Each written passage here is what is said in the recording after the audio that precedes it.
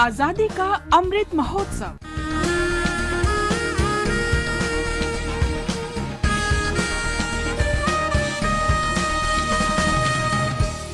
आजादी का सफर आकाशवाणी के संग।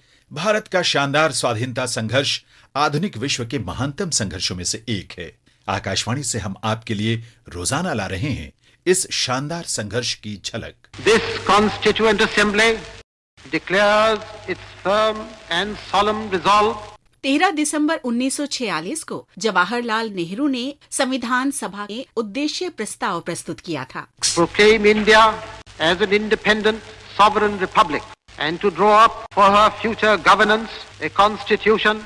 ये प्रस्ताव उन लोगों की आकांक्षा था जो संविधान बना रहे थे और बाद में यही प्रस्ताव भारतीय संविधान की प्रस्तावना बना। सभा में 16 और 19 दिसंबर के बीच इस प्रस्ताव पर व्यापक बहस हुई। 21 जनवरी 1947 को एक बार फिर प्रस्ताव पर चर्चा हुई। इस विचार विमर्श के दौरान संविधान सभा में प्रस्ताव के उद्देश्यों और संबंधित राजनीतिक संदर्भ के विभिन्न पहलुओं पर चर्चा हुई। इनमें रजवाड़ों की रियासतों के भारत में विलय के बाद की स्थिति, संघवाद, अल्पसंख्यकों के अधिकारों और सामाजिक आर्थिक अधिकार जैसे पहलू भी शामिल थे।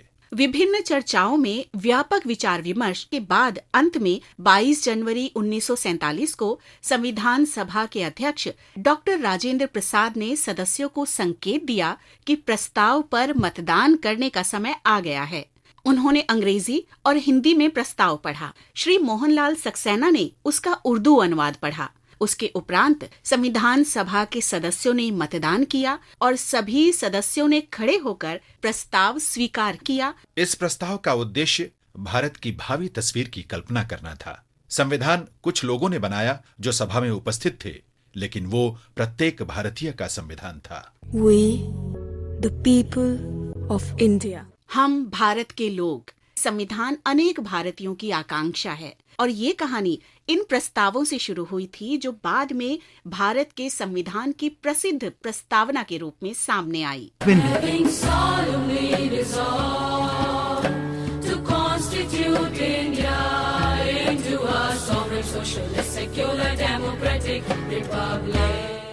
आज हम जाने माने गांधीवादी, स्वाधीनता सेनानी और पूर्व प्रशासनिक अधिकारी लक्ष्मी चंद जैन को भी याद कर रहे हैं। उनका जन्म 13 दिसंबर 1925 को वर्तमान राजस्थान के बहादुरपुर क्षेत्र में हुआ था। युवावस्था में ही लक्ष्मी चंद ने 1942 के दौरान भारत छोड़ो आंदोलन में भाग लिया।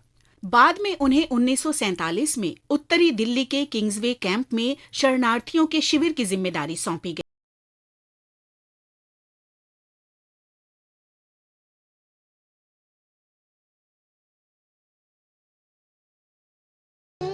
भारत की स्वतंत्रता के उपरांत वे प्रशासनिक सेवा में शामिल हो गए और कई बार योजना आयोग के सदस्य रहे।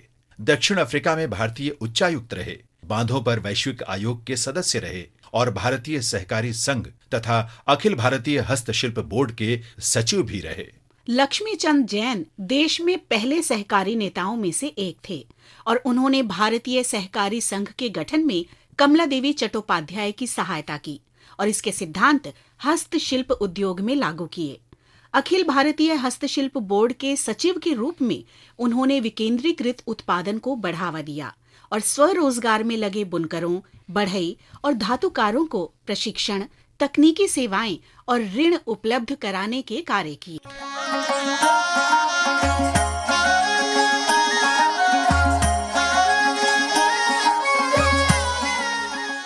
स्वाधीनता संघर्ष की विरासत को जीवित रखने के लिए लक्ष्मी चंद के प्रयासों के कारण उन्हें 1988 में मैग्सेसे अवार्ड प्रदान किया गया। उन्हें मरणोपरांत 2011 में पद्म विभूषण के लिए चुना गया, लेकिन उनके परिवार ने ये पुरस्कार स्वीकार करने से मना कर दिया क्योंकि वे राजकीय सम्मान के खिलाफ थे। 14 नवंबर 2010 को नई दिल्ली में लक्ष्मी चंद जैन का निधन हो गया। महान भारतीय नागरिक और मातृभूमि के प्रेमी को हमारा शत शत नमन। आजादी का सफर आकाशवाणी के संग में आज बस इतना ही। कल फिर मिलेंगे नई कड़ी के साथ।